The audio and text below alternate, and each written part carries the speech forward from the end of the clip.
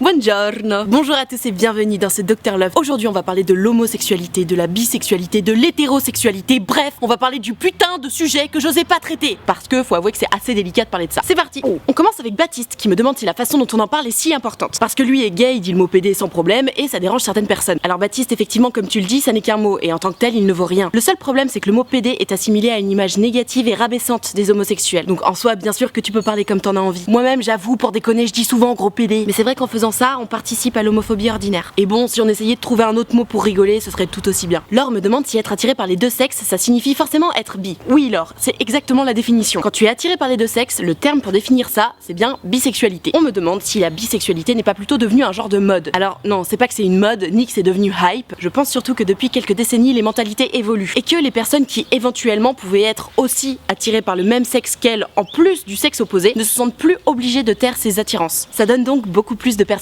assumées et épanouies dans leur sexualité qui se permettent d'en parler. C'est sûrement ce qui vous donne l'impression qu'il y a de plus en plus de bisexuels ou d'homosexuels. En réalité, c'est seulement des gens qui s'assument de plus en plus. Mais rassurez-vous, il n'existe pas de mode en matière d'attirance sexuelle, ce serait ridicule. Dianou me demande pourquoi, lorsque tu es homo, tout le monde te regarde différemment. Alors très simplement, et comme je le disais dans ma vidéo sur le jugement des gens, tout ce qui est un tout petit peu différent, ça dérange les gens. Et tout ce qui dérange les gens donne lieu à des histoires, des mots, des regards. Parce que les gens ont besoin d'extérioriser cette forme de peur par laquelle ils sont tenus. Oulala, quelque chose de différent de moi, wow. Voilà pourquoi certaines personnes te regardent différemment lorsqu'elles apprennent que tu es homo. C'est simplement parce qu'elles pensent que tu es différent d'eux. Mélissa me demande pourquoi les gens rejettent les homos et comment assumer son orientation sexuelle devant les autres. Du coup les filles, certaines personnes rejettent les homos pour les raisons que je viens de vous énoncer. D'autres personnes ne supportent pas la différence, ça leur fait peur, ça les dérange, ça les met mal à l'aise, ils peuvent pas vivre avec ça. Alors ils préfèrent rester avec les gens qui leur ressemblent. Quoi qu'il en soit, c'est jamais bien intéressant de courir après des gens qui sont fermés d'esprit. Laissez-les dans leur coin. Et pour la partie comment assumer son orientation sexuelle devant les autres, je dirais comme les hétéros, non ? Un être humain reste un être humain, du coup je vois pas pourquoi il faudrait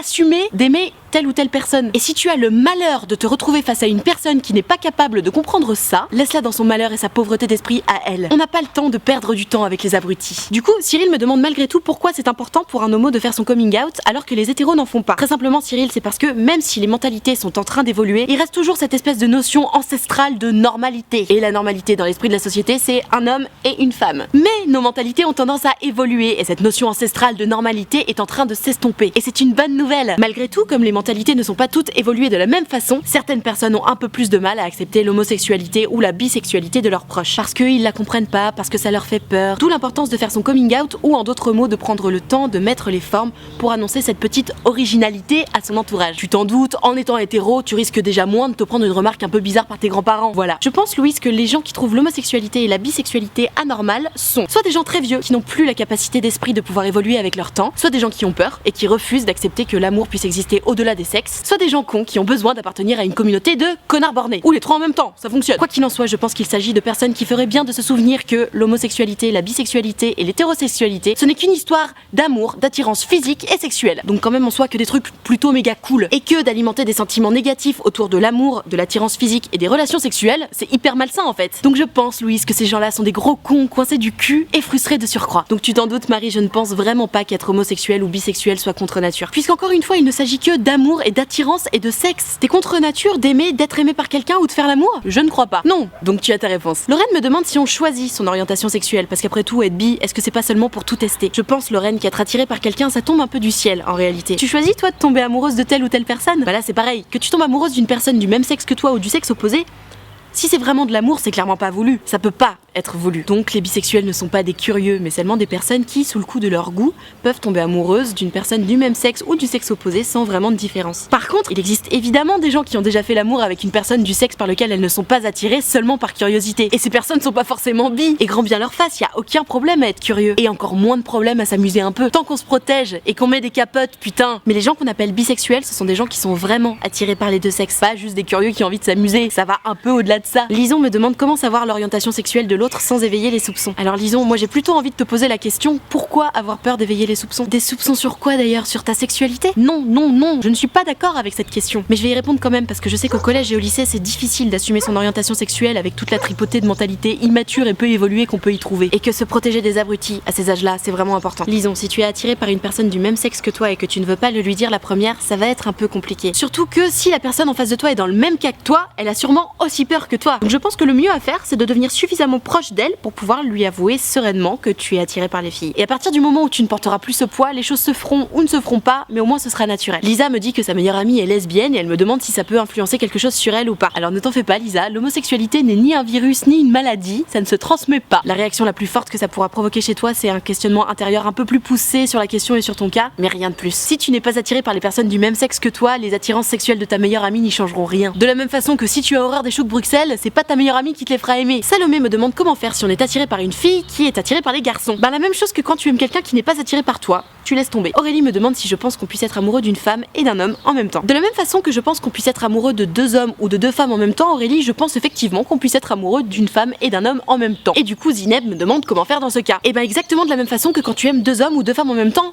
tu fais un choix. Marie me dit qu'elle assume d'être lesbienne devant ses potes, mais pas devant sa famille. Et elle me demande comment faire. Alors Marie, j'ai une bonne nouvelle, si tu assumes déjà devant tes potes, je crois que tu as passé le plus dur. Parce que si tu y réfléchis, les personnes qui t'aiment le plus au monde, ce sont tes parents. Et tu as déjà assumé ta sexualité devant d'autres personnes que celles qui t'aiment le plus au monde. C'est fantastique. Donc si pour l'instant tu n'oses pas le dire à tes parents, te mets pas la pression. Prends ton temps, y a rien qui presse. Attends d'être prête. Et Diane, toi qui sais que tes parents prendraient bien la nouvelle, est-ce que le fait que tu n'oses pas le leur dire, c'est pas la traduction d'un petit manque de confiance en toi ou de maturité? Quoi qu'il en soit, comme pour Marie, prends ton temps. Rien ne presse. C'est normal d'appréhender de parler de sexualité avec ses parents, et si tu prends un peu ton temps, personne pourra te le reprocher. Léa, Shell, Albin, Béa et Heidi me demandent, et là c'est beaucoup plus compliqué, comment gérer la chose lorsqu'une bonne partie de ta famille est homophobe. Alors je comprends que la situation soit vraiment délicate pour vous. Je sais pas si c'est rassurant, mais en tout cas, et malheureusement, vous n'êtes pas les seuls dans ce cas. Si vous savez d'avance que vous risquez de vous faire jeter par vos parents en leur annonçant votre homosexualité ou votre bisexualité, là c'est hyper délicat comme question. Et je ne pense pas être vraiment la meilleure personne pour répondre à cette question, mais je vais faire de mon mieux. Soit vous prenez votre mal en patience et vous choisissez d'attendre votre majorité et votre indépendance financière pour annoncer la nouvelle à vos parents, ce qui est relou, j'en conviens, mais au moins personne pourra vous mettre la pression sur quoi que ce soit. Et jusqu'à ce moment-là, vous serez peinard. Et en plus, ça vous évitera de subir les éventuels désagréments homophobes de vos proches, si tant est qu'ils réagissent aussi mal que vous l'avez prévu. Soit c'est beaucoup trop lourd pour toi et tu dois absolument en parler à tes parents, auquel cas s'offrent deux nouvelles options. Soit tes parents, malgré leur homophobie apparente, acceptent de prendre sur eux et auquel cas ce sera une jolie surprise pour toi et tout ira bien. Soit ils n'acceptent pas et là t'es dans la merde. J'espère vraiment que ça ne vous arrive pas,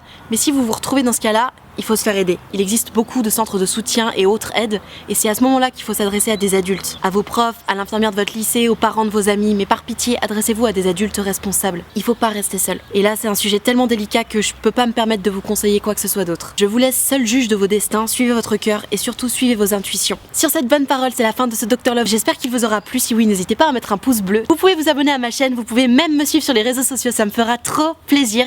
Et surtout, n'oubliez pas, la vie n'est qu'une histoire d'amour. Je vous fais d'énormes bisous et je vous aime.